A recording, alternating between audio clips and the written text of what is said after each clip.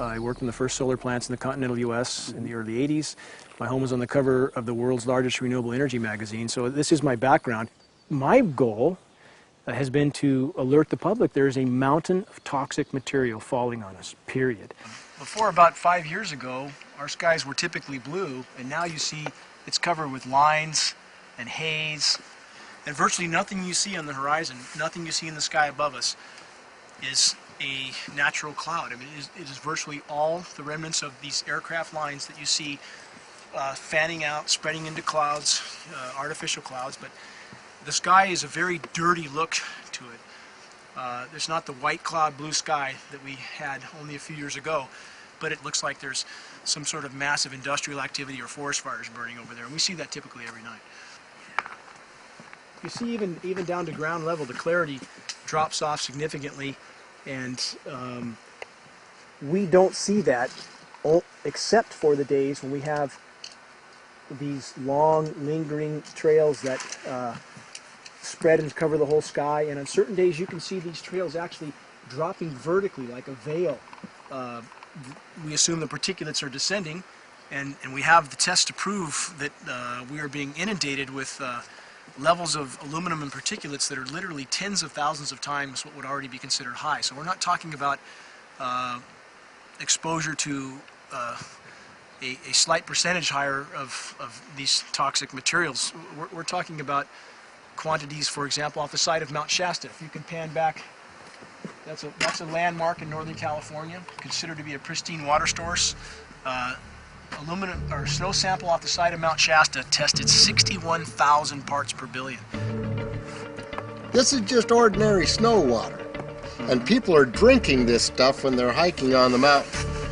And remember, government action is required at 1,000.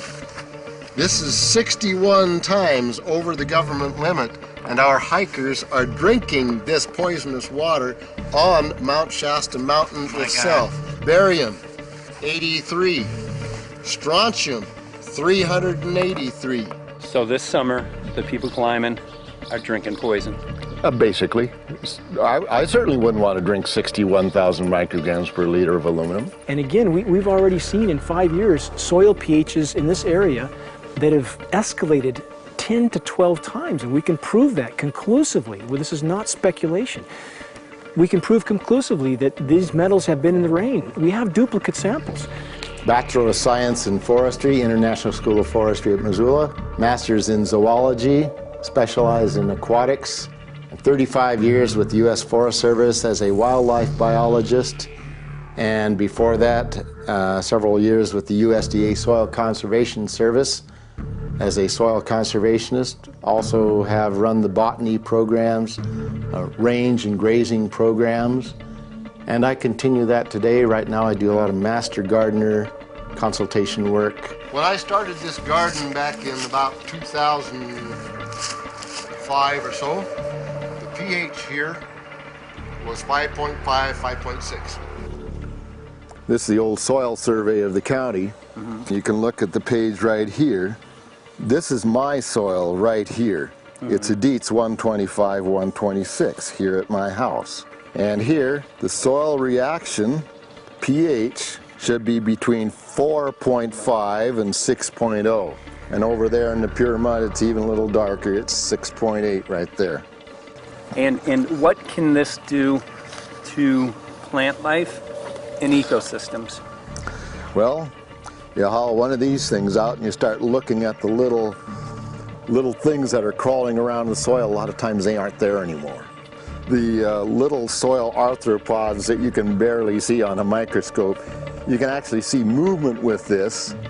Little tiny macroscopic, look like little moving pieces of dust. Those start to go away. They're not gone entirely, but they start to go away. This is black oak acorns. You know, this is pieces of cedar wood. You know, come on, folks. This should be very acid, and I'm getting 10 times higher than expected. And there's something really wrong here. But you can see all those reports, lots of them. Have over 20 reports here. Well, at least 20. I'd say it'd be closer to 30. All revealing dangerous amounts of aluminum and barium. You know, the science is there that something funny is happening, and the naysayers say, well, so what? Isn't neutral good? Well, no, neutral's not good. Neutral is not good. If your soil is supposed to be 5.6, it should stay 5.6 if you want the forest to be healthy. And if you want to grow a good garden, you have to keep your pH around 6.0, 6.5. I think that we just need to wake up and just look at what's happening, because we can't just ignore it, because it's going to get worse and worse if we just keep ignoring it and pushing it away like, oh, that's nothing. There was mason jars, and they were brand new, sterilized, and that's what we catch the rain in. And then there was a HEPA filter that we tested the air with. Okay, so you caught rain and then you basically filtered air. What did you find? Aluminum and barium. Here's another test that's revealing 375,000 parts per million aluminum, barium at 3,090, and strontium at 345. Yeah, that's from a lined pond.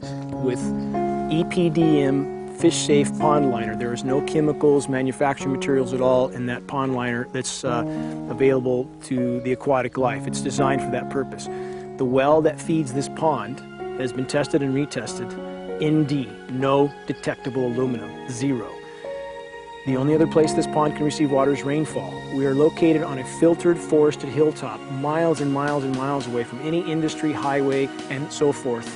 After several heavy spray days, there was a film that we received formed on the surface of the water, and we tested that crust, and it was aluminum and barium. That after a year and a half's accumulation had 375,000 parts per billion of aluminum in it. It's literally toxic. We can say conclusively that what we see in the sky matches expressly what's outlined in numerous patents, and the materials on the ground match those patents. This material was not there 5 years ago. It is a recent phenomena in the quantities it's in. It has escalated in some cases 50,000% in 5 years in the case of aluminum.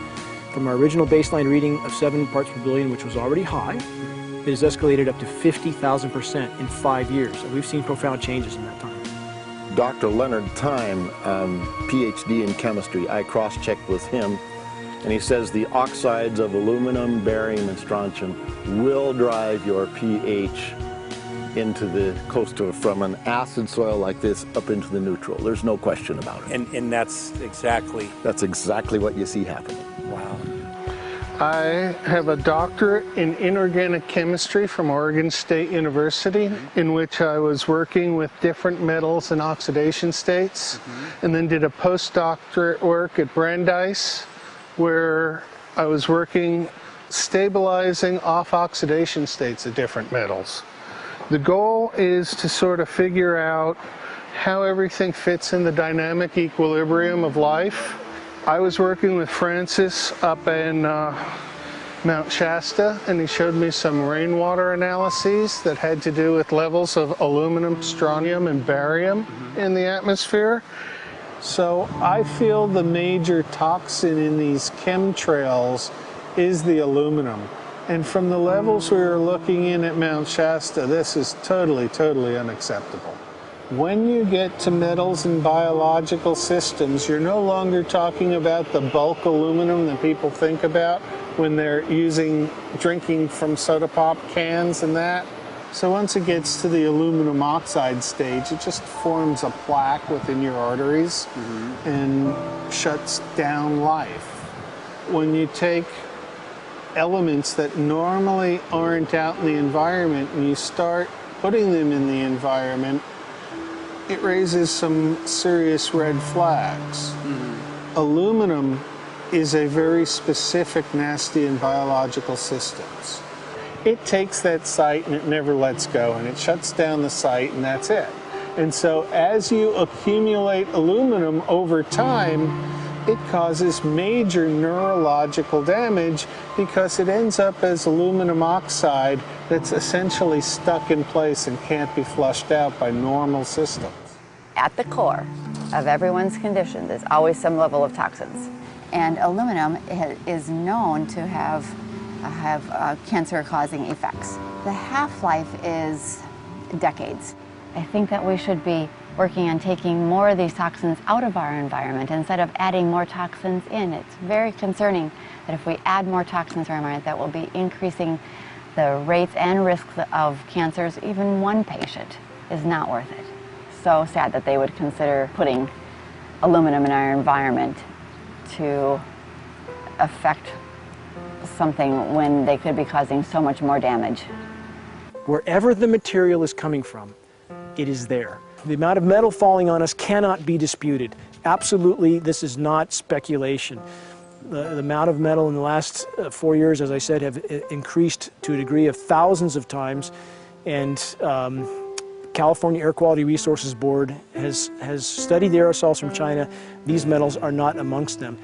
Mike, the reason I've chosen to focus so primarily on this issue is I feel all other issues are secondary. What could be a greater priority than not being able to walk out your door and take in a breath of air without sucking up heavy metals? If our land base is being poisoned, if our waters are being toxified, what will we have left to work with? Whatever we choose to focus our time and energy on, whatever our political beliefs, that this is a common ground for all of us. We must have air that we can breathe that's not full of toxic chemicals and metals. We must have water that's not completely laden with whatever is being emitted from these aircraft. And if people stopped to consider that the atmosphere is as thin as a layer of paint on a basketball, it is an extremely thin layer that allows life to exist on this planet, to simply treat it as a physics lab and experiment with it until it is broken beyond repair is folly of unbelievable proportion. And if people understood that this sort of experimentation not only is going on, but has been going on for a very, very long time. Going back 50 years, there's been countless climate manipulation, weather modification programs that the vast majority of the public is completely unaware of. And if they think that this is not true, that certainly that somehow they would have known if it was occurring, I would ask them to look at things like Agent Orange and the things that governments do because they can, because there's no one to stop them, because they have these huge military machines that want to control everything. And in fact, the government's own document, perhaps you may have seen, it's available to any online, is called Owning the Weather, an express goal of our government, and not just our government. You told the Associated Press that the American government has created weather tampering techniques so that the New World Order will be able to starve millions of Americans and to control the rest. There is weather control techniques. Number one, the entire patents on the equipment. Number two, Senator Claiborne Pell's complete statement and story of his own that not only does it exist, but that we even utilize it as far back as the Vietnam War. Well, Murph, We're going to do what we can. let's see what we can do. You got the scientists behind you. The scientists are with you, so at least this scientist is with you. I may not have $1 million budget, but I've got enough to show that something's dreadfully wrong. You got it. All right.